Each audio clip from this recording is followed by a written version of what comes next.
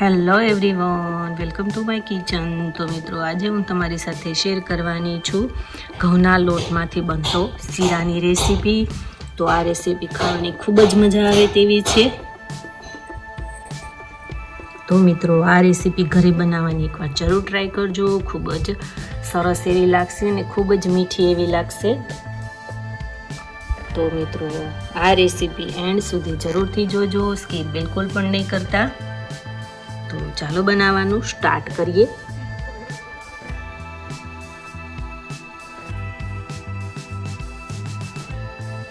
તો તમે જોઈ શકો છો કે મેં અહીંયા ઘઉંનો લોટ લીધો છે, 1 ગ્લાસ પાણી લીધું છે, સ્વાદ અનુસાર ખાંડ લીધી છે, કાજુ બદામ લીધા છે. તો ચાલો બનાવવાનું સ્ટાર્ટ કરીએ.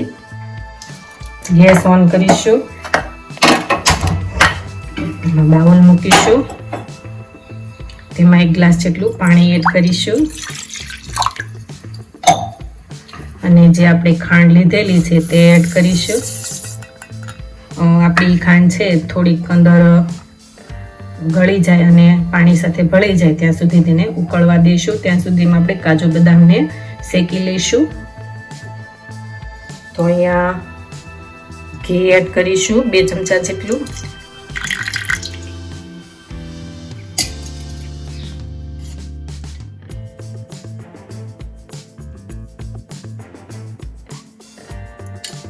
આપણું ઘી ગરમ થઈ ગયું છે તો કાજુ બદામને પહેલા આપણે શેકી લઈશું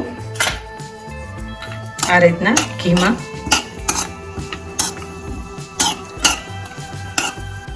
તો આપણે જે કાજુ બદામ છે તે એકદમ સરસ શેકાઈ ગયા છે. તો તેને હવે આપણે એક બાઉલમાં લઈ લઈશું. તો હજી થોડું આપણે ઘી એડ કરવાનું છે.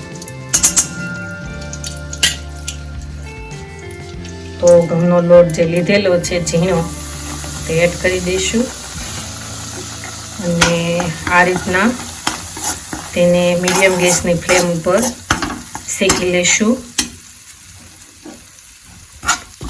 હજી થોડું એવું લાગે તો થોડું ઘી એડ કરવાનું. તો હજી હું થોડુંક અહીંયા 2 ચમચી જેટલું ઘી એડ કરીશ.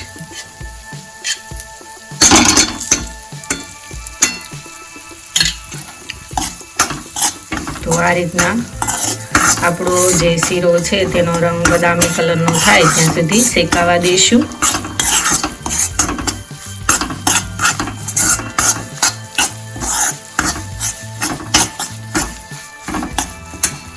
તમે જોઈ શકો છો કે પાણીની અંદર આપણી જે ખાંડ છે તે એકદમ સરસ ગળવા આવી છે. તો હજી થોડી વાર રહેવા દઈશું જેથી કરીને આ બધી ખાંડ છે તે બધી જ ગળી જાય. આપણે ખાંડની ચાસણી નથી લેવાની, ખાલી ગરમ જ કરવાનું છે. તો તમે જોઈ શકો છો કે આપણો જે શીરાનો રંગ છે તે સરસ મજાનો આવી રહ્યો છે. હજી તેને આપણે સ્મેલ આવે ત્યાં સુધી સરસ મજાનો શેકી લઈશું.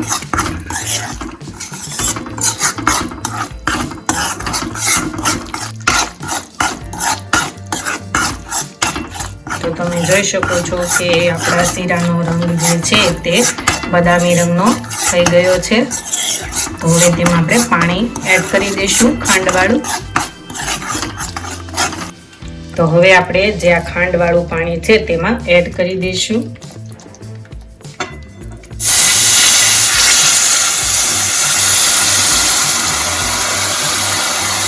થોડોક સૂંઠનો પાવડર એડ કરી દઈશું.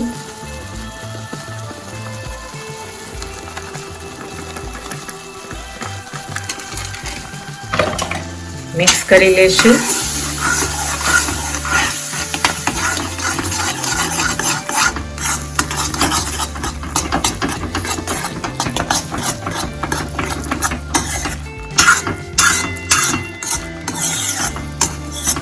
તો તમે જોઈ શકો છો કે આપણો શીરો છે તે એકદમ સરસ એવો બની ગયો છે.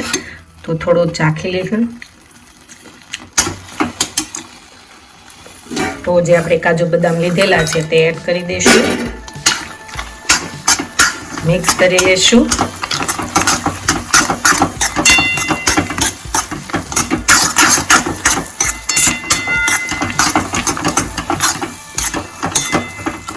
તો હવે ગેસ ઓફ કરી અને આપણે એક ડીશમાં લઈ લેશું.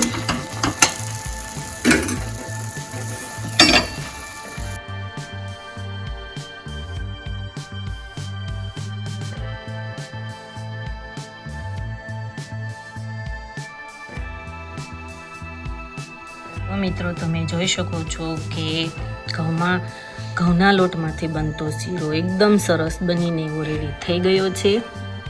આ શીરો તમે સવારના ટાઈમે કે બપોરના ટાઈમે કે ગમે ત્યારે પણ તેને ખાઈ શકો તેવો એકદમ સરસ એવો આ શીરો છે. નાના બાળકોથી લઈ અને મોટા વ્યક્તિઓને પણ ખૂબ જ ભાવે તેવો એકદમ સરસ એવો આ શીરો છે. તો મિત્રો આ રેસીપી ઘરે બનાવવાની એકવાર જરૂર ટ્રાય કરજો. ખૂબ જ ટેસ્ટી અને સ્વાદિષ્ટ એવી લાગશે. અને મિત્રો તમે મારી ચેનલમાં હજી સુધી નવા હોય તો મારી ચેનલને લાઈક કરજો, શેર કરજો, સબસ્ક્રાઈબ કરજો અને મારા આવા જ નવા વિડીયોને જોવા માટે બેલ આઇકોન બટનને પ્રેસ કરજો, જેથી કરીને તમને મારા નવા વિડીયોની નોટિફિકેશન સૌથી પહેલાં મળે. Thank you for watching.